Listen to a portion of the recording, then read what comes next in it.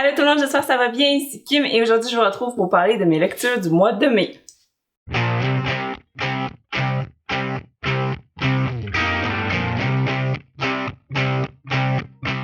Effectivement, ce mois-ci j'ai pas lu beaucoup, seulement 4 livres, donc je vais pouvoir vous en parler un peu de chaque à l'instant.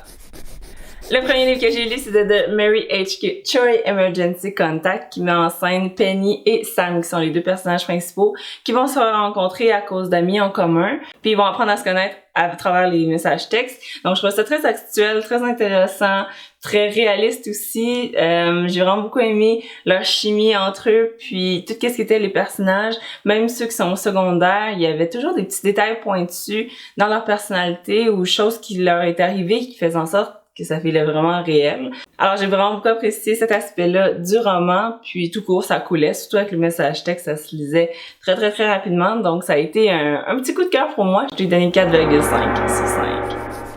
Ma deuxième lecture, je l'ai aimée encore plus que la première et c'est Rentrer son ventre et sourire, publié chez les éditions de la Bagnole dans la collection Jeune adulte. Et ça a été écrit par Laurence Baudouin-Masse et j'ai trouvé ça vraiment super bon. Je lui ai donné 5 bols de riz. Alors pour créer un jargon encore plus spécifique à cette chaîne-ci, j'avais pensé à appeler, quand je donne une note de 5 bols de riz sur 5, ça va s'appeler un bol d'or. Et ça a été le cas pour cette découverte-ci parce que je l'ai vraiment beaucoup apprécié. Je l'ai lu très rapidement. Les chapitres sont si courts, mais ils veulent dire tellement de choses. Les questionnements moraux aussi du personnage principal sur son corps, sur sa chaîne, sur l'image qu'elle envoie, le message qu'elle envoie. Donc j'ai vraiment beaucoup aimé ça. Puis si vous voulez plus de détails, je vais vous inviter à aller voir la critique consacrée. C'est sûr qu'après avoir donné presque 2 notes parfaites de suite, ça allait pas pouvoir continuer. Donc, ça a été le cas du prochain, P.L. Cloutier, Tout va bien été. Je l'ai pas beaucoup aimé, mais faut que je dise que je connaissais pas vraiment le YouTuber en tant que tel. J'ai vu quelques entrevues, c'est là qui m'a comme intéressé à aller voir sa chaîne, mais que j'ai pas vraiment aimé son contenu parce que moi, j'aime pas la cuisine puis j'aime pas boire du vin. Donc déjà là, on se rejoignait pas. Mais j'étais curieuse de savoir un peu les dessous de son métier de YouTuber, d'où il partait puis tout ça, mais ultimement ça m'a pas rejoint du tout. Même les genres de petits trucs qu'il donnait pour soit au secondaire ou comment manger des pâtes à tous les jours, tout ça, je m'attendais à accrocher plus sur ça, mais c'était pas assez pour moi, disons.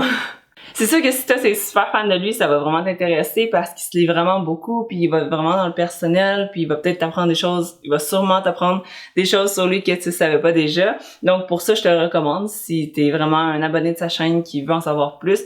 Tu vas sûrement trouver ton compte. Par contre, puisque c'est pas mon cas, je lui ai donné malheureusement seulement 2 bols d'or. Ensuite, j'ai lu The Hate You Give par Angie Thomas, une superbe découverte qui est parue actually en 2017, puis qui a connu beaucoup de succès. Même chose pour son adaptation en film l'année suivante. Mais moi, je l'ai lu juste cette année et j'ai vraiment beaucoup aimé ça. C'est l'histoire de Star, une adolescente noire de 16 ans qui va dans un collège privé où majoritairement les étudiants sont blancs, mais qui reste dans un quartier plus pauvre qui est majoritairement habité par des noirs. Puis elle sent comme ça qu'elle a 2 vies qui se chevauchent pas nécessairement puis qui sont un peu incompatibles. Et l'élément déclencheur va se produire alors qu'elle était dans l'auto avec son ami d'enfance Khalil en venant d'un party. Donc ils vont se faire coller par la police sans raison. Puis Khalil va perdre la vie à cause d'un policier blanc qui va lui tirer dessus alors qu'il faisait absolument rien de mal. Puis c'est ça qui va tout découler l'histoire qui va s'en suivre parce que Star était là puis elle a tout vu. Donc c'est toute une question de pas avoir peur d'utiliser sa voix, que notre voix elle a de l'importance, qu'on peut parler pour faire changer les choses, même si ça demande vraiment beaucoup de courage. Donc ça, c'était le gros message du livre que j'ai vraiment beaucoup apprécié. Il y avait beaucoup de sous-thèmes, mais dans les principaux, il y avait celui-là, avec tout ce qui est la brutalité policière, le racisme systémique. Une dimension que j'ai vraiment beaucoup aimée, c'est quel impact que ça fait après que l'événement se soit passé, c'est quoi les répercussions, puis comment ça affecte les gens autour. Dans ce cas-ci, sans trop en dévoiler, tu vois qu'il y en a qui profitent de la situation pour faire semblant de protester. Puis je me suis ramenée un peu aux événements qui sont passés avec ce qui s'est passé avec George Floyd. Comme quoi il y avait des gens qui vraiment publiaient partout sur leurs réseaux sociaux, mais pas nécessairement en réfléchissant. Puis moi, j'avais rien publié suite à ça parce que je considérais que ça valait plus de me renseigner sur le sujet, prendre mon temps avant d'écrire quoi que ce soit.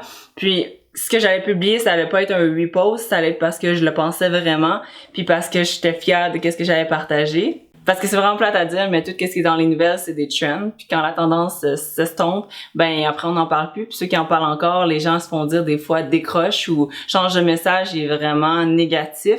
Puis c'est pas une question de si tu positif, si tu négatif, parce que tu veux pas poster juste des bons gestes ou juste des mauvais gestes. Tu veux comme exposer la réalité.